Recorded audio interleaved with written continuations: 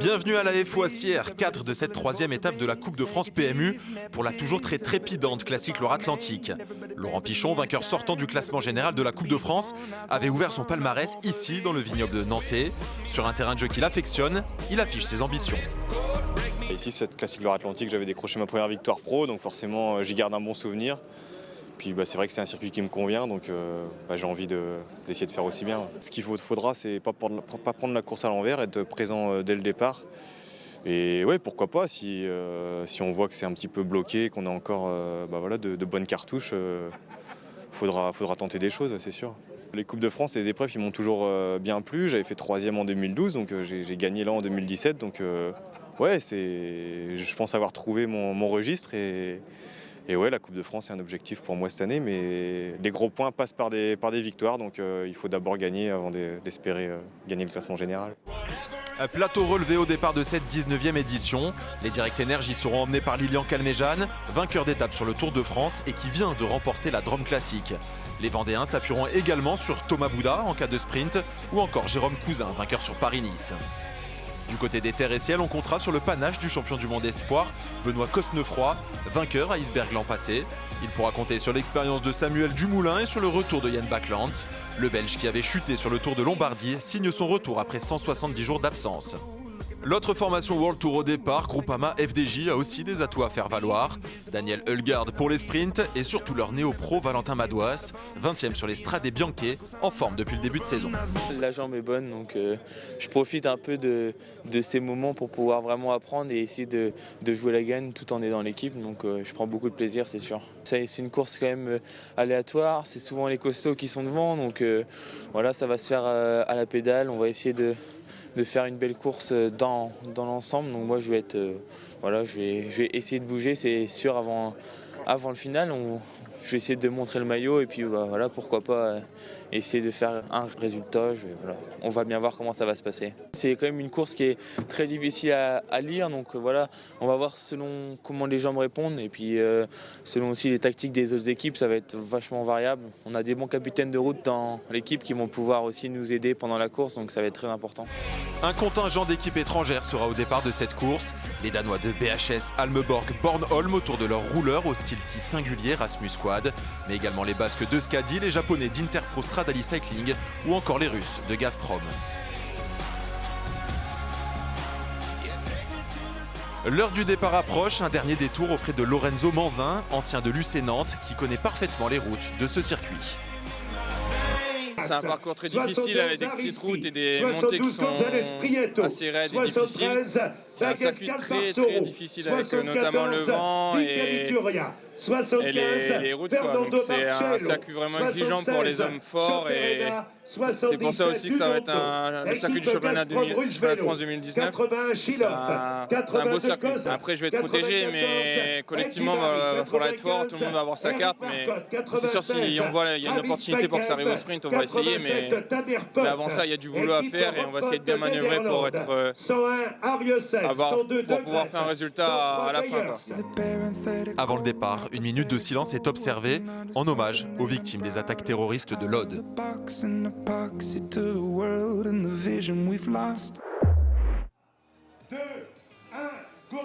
À midi 25, le départ fictif de cette 19e édition de la classique Loire-Atlantique est donné sous un ciel couvert et avec un peu de vent, ce qui devrait favoriser le spectacle.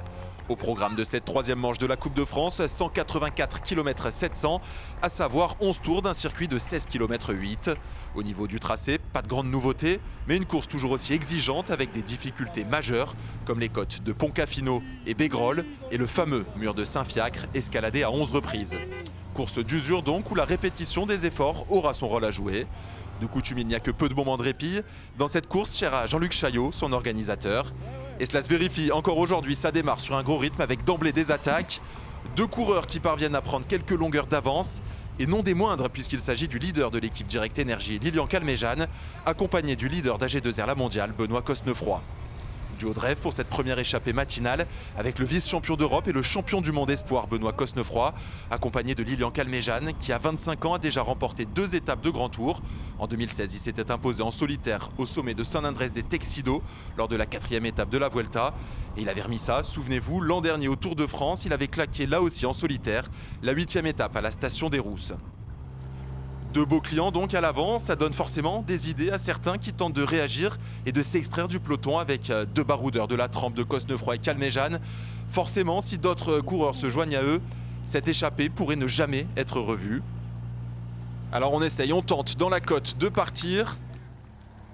Mais pour l'instant, eh bien, ça ne rentre pas. On a toujours nos 2 hommes à l'avant, 2 hommes, 2 audacieux qui semblent étonnés de la tournure des événements. Ils comptent désormais 55 secondes d'avance. Et derrière, on ne s'organise pas pour mener la chasse. Les autres équipes estiment peut-être que ces 2 hommes vont se griller à l'avant.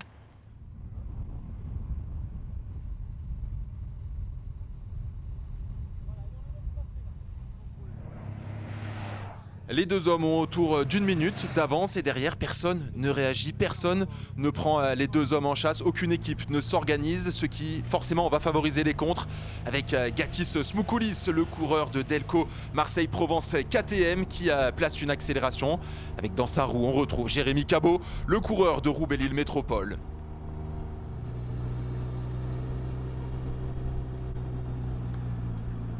Les 2 hommes qui prennent donc quelques longueurs d'avance, vous le voyez, sur le peloton et qui parviennent à se détacher. Est-ce qu'ils vont réussir à rentrer sur l'échappée? On le rappelle, toujours 2 hommes en tête, Lilian Calmejane et Benoît Cosnefroy. Et juste derrière, 2 hommes qui viennent à l'instant de sortir du peloton, Jérémy Cabot, le rouleur de Roubaix-Lille Métropole sous son maillot rose, et Gatis Smoukoulis, tous 2 bleus vêtus qui représentent la formation Delco Marseille-Provence KTM. Smoukoulis qui demande les relais, les 2 hommes qui s'organisent et qui vont, pourquoi pas, réussir à rentrer sur Lilian Calmejane et sur Benoît Cosnefroy. À l'issue du premier des 11 tours, la course s'échelonne donc en 3 niveaux. En tête, on retrouve Benoît Cosnefroy et Lilian Calmejane. À 25 secondes des 2 échappés matinaux, on retrouve Gatis Smoukoulis et Jérémy Cabot. Il y a 1 minute, le peloton. Logiquement, les 2 hommes de tête attendent le contre pour former un quatuor. Échappée donc maintenant plus menaçante pour le peloton. Déjà l'an passé, alors qu'il évoluait sous les couleurs de l'équipe de France Espoir, Benoît Cosnefroy avait passé une grande partie de la journée à l'avant sur les routes autour de la Foissière. Il sait que sur ce genre de course en circuit, il faut être acteur et ne surtout pas subir. On écoute le coureur d'AG2R La Mondiale. Ça va être une course de mouvement, donc j'espère être devant. Si je suis devant, c'est que c'est bon signe. Parce que ouais, ça va être encore une course débridée, un peu à l'image de la course de l'an passé, je pense. Et ouais, de toute façon, il va falloir jouer devant. On ne peut pas, sur ces courses-là, attendre l'arrivée dans le fond du peloton. Voilà, c'est juste pas possible. Donc il va falloir aller de l'avant et j'espère me retrouver à l'avant aujourd'hui. On n'a pas de réel leader ici. Et donc j'ai la même mission que mes autres coéquipiers, c'est produire de la course et pour aller chercher la victoire finale. 4 hommes en tête de cette classique Loire-Atlantique avec un écart qui fluctue autour de la minute. Et visiblement, cette échappée ne convient pas à tout le monde. Les formations Groupama FDJ et Saint-Michel-Aubert 93 roulent en tête de peloton pour tenter de réduire l'écart. Un peloton lancé à vive allure, aucun temps mort depuis le début de cette course. Et l'écart qui font, les hommes de devant n'ont maintenant plus que 15 secondes d'avance. Mais Calmejane et Cosnefroy semblent dans un bon jour, déterminés à répéter les efforts. Et ils en font beaucoup, des efforts en tête de course pour garder en vie cette échappée. Derrière, on profite des difficultés pour essayer de partir en contre, mais personne n'arrive véritablement à s'extraire.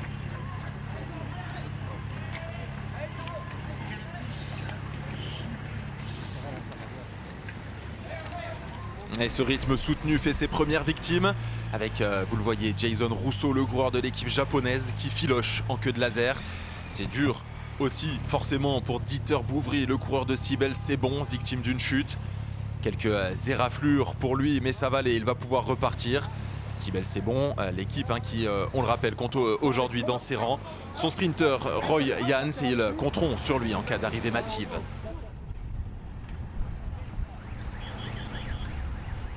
Pas de temps mort et forcément c'est compliqué pour ces coureurs de Interpro Stradale Cycling. C'est moins compliqué pour Laurent Pichon, le vainqueur sortant qui est bien au chaud au milieu du paquet. L'an passé, son équipe avait parfaitement manœuvré, mais bien plus tard dans la course, à 3 tours seulement de l'arrivée. On est à 8 tours de l'arrivée maintenant. Et le scénario de course est parfaitement anticipé par Lilian Calmejean. Il avait tout vu déjà ce matin au départ. Notre chance, c'est qu'on a un peu une palette de tous les coureurs, des coureurs offensifs, des coureurs qui peuvent aussi s'illustrer au sprint, notamment avec Thomas Bouda. Donc on a un peu toutes les cartes à jouer sur une course comme ça, mais voilà, faut prendre la course dans le bon sens parce qu'on peut vite être dépassé.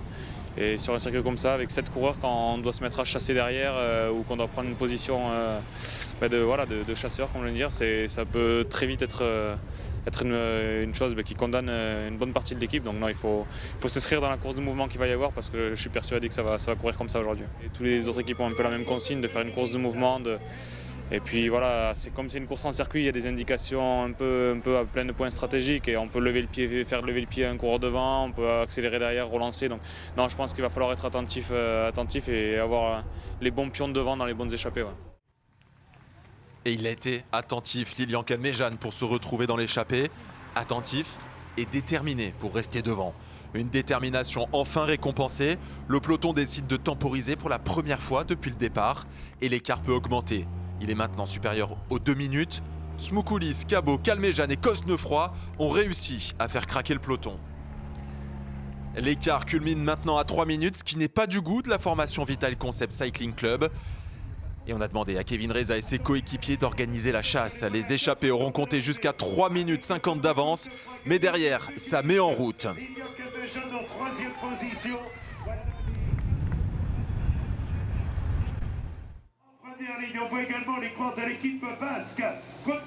À 2 minutes 20 maintenant, il reste 4 tours à parcourir, soit 65 km.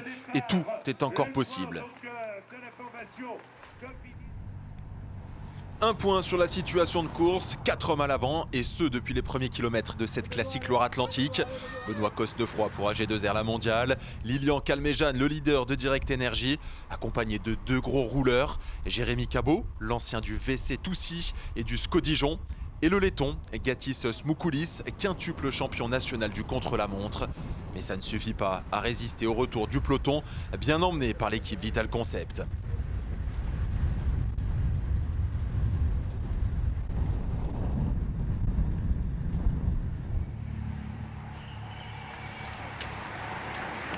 L'écart est maintenant inférieur à la minute. Très gros rythme imprimé par l'équipe de Vital Concept Cycling Club. Lorenzo Manzin doit être dans un bon jour, le sprinter, puisque là on est en train de faire travailler les coéquipiers pour revenir sur les 4 hommes de tête. On le rappelle, toujours en tête, Lilian Calmejean, Benoît Cosnefroy, Jérémy Cabot et Gatis Smoukoulis qui compte moins d'1 minute d'avance, et Kevin Reza en tête de peloton qui est à la planche pour essayer de faire revenir ses coéquipiers sur les échappées matinaux.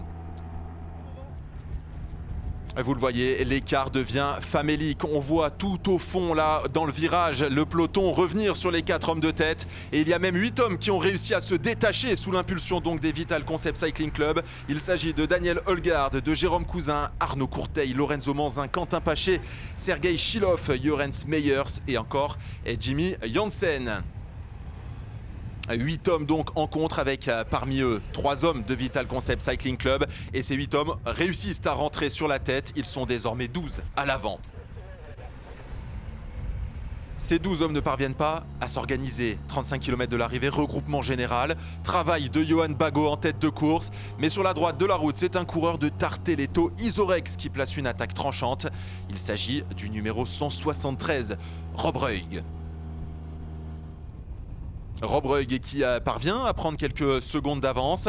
Lui qui a un palmarès éloquent, 20e du Tour de France en 2011, vainqueur du Tour d'Iran l'an passé. Et vous le voyez, il est en train de produire son effort et de prendre quelques secondes d'avance. Il compte maintenant une quinzaine de secondes d'avance sur un peloton toujours emmené par Vital Concept Cycling Club. Vital Concept avec l'équipe Direct Energy et Romain Sicard que nous retrouvions donc en première place du peloton.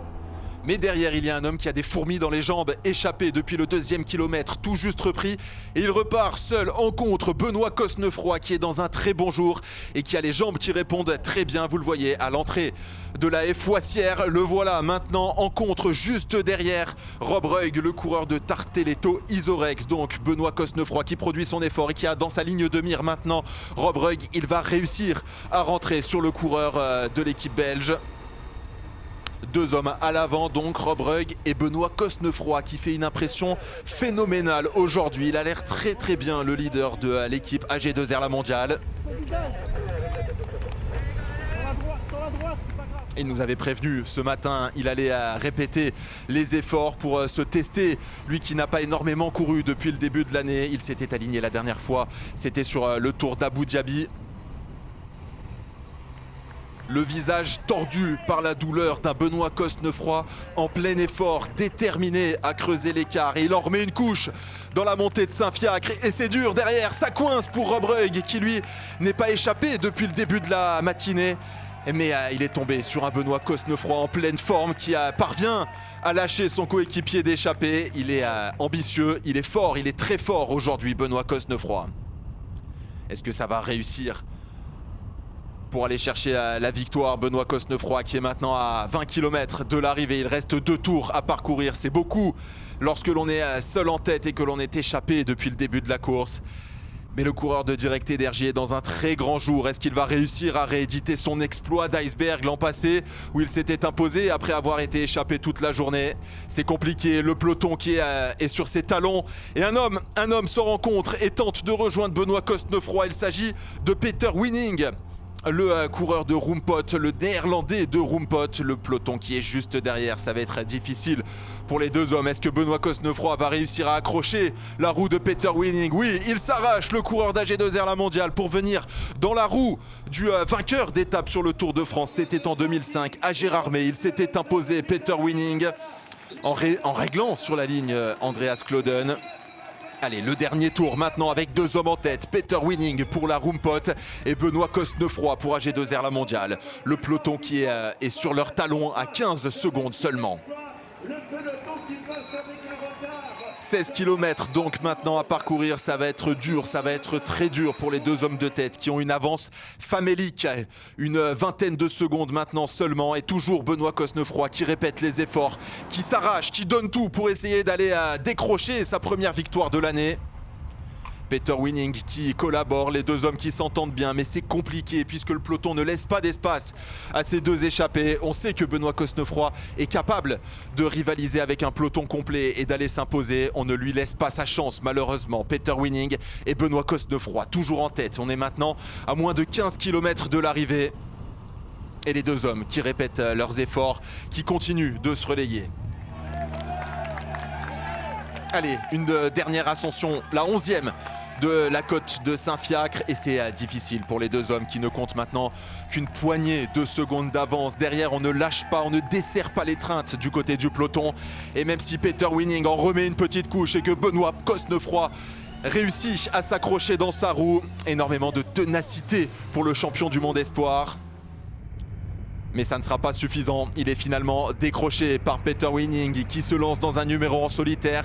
Il lui reste à 6 km à parcourir. Est-ce que ça va le faire? Est-ce que le néerlandais va réussir à s'imposer ici dans cette 19e édition de la Classique Loire-Atlantique? Eh bien non, le peloton est trop fort et il avale le couleur néerlandais de la Roompot. Tout reste à faire dans cette 19e édition de la Classique Loire-Atlantique. Tout est encore incertain. Est-ce qu'il va y avoir une arrivée au sprint? Est-ce qu'il va y avoir un costaud qui va réussir à se détacher dans les 5 derniers kilomètres? En tout cas, il y a des équipes qui travaillent à l'avant. AG2R La Mondiale donc qui bosse, pourquoi pas pour Samuel Dumoulin. Au Roompot, on essaye d'en remettre une petite couche, mais on ne parvient pas à se détacher. C'est compliqué. Le rythme en tête de course est très élevé. On est à 3 km de l'arrivée et maintenant c'est les Direct Energy qui ont pris les choses en main. On veut que ça se termine au sprint pour Thomas Bouda, le sprinter maison. Mais il y en a qui n'entendent pas cela, qui ne souhaitent pas une arrivée au sprint. On voit Laurent Pichon très actif, très remuant, qui va essayer de placer une petite attaque. Est-ce qu'il va réussir à prendre quelques mètres d'avance et rééditer son exploit de l'an passé où il avait réussi à tenir en respect le peloton qui était sur ses basques et à s'imposer en solitaire? Non, c'est difficile pour Laurent Pichon qui n'arrive pas à s'extraire. C'est compliqué, hein. Direct Energy avec Jérôme Cousin qui mène la chasse derrière avec un Thomas Bouda toujours aux avant-postes. Et une nouvelle attaque sur la droite de la route avec le Danois Rasmus Quad, le spécialiste de la piste qui enclenche. On est maintenant à moins de 2 km de l'arrivée. Rasmus Quad, le spécialiste des efforts en solitaire, lui qui a été double champion du Danemark de contre-la-montre. Il parvient à prendre quelques mètres d'avance et il va maintenant produire son effort. Rasmus Quad lancé donc à moins maintenant de 2 km de l'arrivée vers pourquoi pas une victoire en solitaire. Il reste encore évidemment beaucoup de choses. On est maintenant sous la flamme rouge. Rasmus Quad lancé avec 15 secondes d'avance. Premier pointage, 15 secondes d'avance pour Rasmus Quad.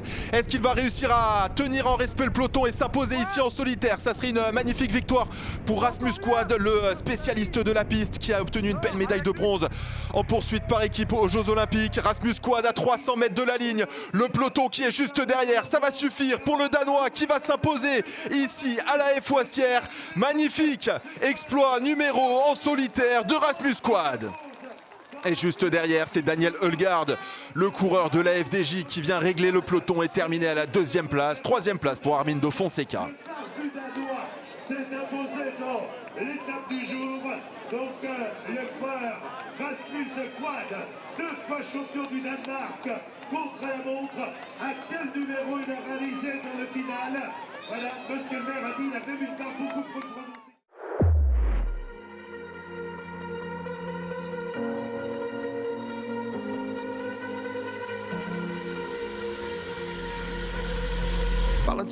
Exploit du Danois Rasmus Quad qui a fait le coup du kilomètre pour s'imposer ici à la Foissière. Exploit aussi pour Benoît Cosnefroy, échappé toute la journée et qui aura impressionné. Je suis parti dès le début avec Lilian. Ouais, c'était forcément un bon coup de partir avec lui. Voilà, ça peut aller très loin quand il y a Lilian dans l'échappée. Après, voilà, ça n'a pas fait assez la guerre derrière et est revenu assez vite. Mais c'est vrai que dans le final, je voulais retenter, recréer de la course. J'ai besoin de sa petite déj. Ce qu'il a mangé ce matin, c'est pas normal. C'est vrai que je voulais créer de la course. Voilà, on avait plus de cartes pour une course d'attaque dans l'équipe que le sprint. Même si on avait Sam Dumoulin très en forme en ce moment. Mais voilà, je suis ressorti dans le final et ce qui compte, c'est pas de faire le spectacle, c'est vraiment de gagner. On n'a pas beaucoup de cartouches pour gagner des courses dans la saison et je pense que là, il y en avait une aujourd'hui. Donc forcément, je suis content. Ouais, j'étais très bien dans le peloton quand je me suis fait reprendre. Tout le monde me félicitait pour mon numéro, mais ce qu'on va retenir, c'est le vainqueur et c'est pas celui qui a fait un numéro. Donc voilà, je suis content, mais j'aurais bien voulu l'emporter. L'emporter, d'autant que la famille Cosnefroy avait fait le déplacement depuis leur Normandie pour venir soutenir leur protégé. Qu'ils soient partis au départ, j'étais pas vraiment surpris, c'est souvent dans ses habitudes.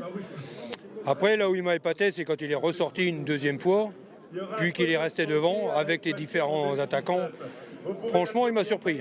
Alors Benoît, c'est quelqu'un, tout le monde vous le dira, quelqu'un de souriant, mais sur un vélo, c'est un teigneux, c'est un bagarreur. Et on l'a déjà vu quand il avait fait le championnat de France à Albi, il n'y a jamais rien de fini. Il peut être repris dans une échappée comme il a fait aujourd'hui, il repart. Surprenante victoire de Rasmus Quad, le spécialiste de la piste qui signe là sa plus belle victoire sur route. À la 3e place, on retrouve Armindo Fonseca, le coureur de Fortuné au Samsic. Ça frottait énormément et j'avais fait déjà pas mal d'efforts avant, même toute l'équipe a fait pas mal d'efforts pour pas que ça arrive au sprint. Au final, c'est un sprint de peut-être 45 coureurs. Donc après, il fallait garder sa place dans le petit peloton qui restait, donc c'était pas facile. Moi, je savais que Max Daniel était dans ma roue, donc j'ai essayé de le replacer au maximum, pas prendre de vent non plus. Et du coup, après, notre objectif, c'est de faire tous les deux le sprint. Bon, il va faire 5e, c'est une belle place également, mais voilà, c'est un podium qui va faire du bien et qui va peut-être relancer la saison. Et à titre personnel, ça fait du bien, mais aussi à l'équipe. C'est pas direct, hein? Non, c'est pas en direct. Et après, j'ai une mal chute en Australie, Tour d'Alander, et après le chute c'est très difficile pour moi de retourner dans une grande forme. Donc après 2 mois avec beaucoup de difficultés, je suis très content avec le résultat ici, mais aussi je pense 2 secondes derrière le mec qui gagnait, donc ouais, un peu mixte. Au classement général, c'est Hugo Hofstetter, 6e aujourd'hui, qui s'empare de la première place. Il devance les 3 vainqueurs des 3 premières étapes, Alexandre Géniès, Kenny Dehaas et Rasmus Quad. À 2,5 km de l'arrivée, il y a eu un ralentissement dans le peloton. J'ai juste mis un petit coup d'accélérateur Pas une attaque phénoménale, juste une longue accélération. Et d'un coup, il y a eu un bel écart. Et je me suis dit, maintenant, il faut que tu ailles gagner. Sur la piste, c'est la même chose. Il faut soutenir son effort pendant 2-3 minutes. Et je sais que dans ce registre, je suis l'un des meilleurs au monde.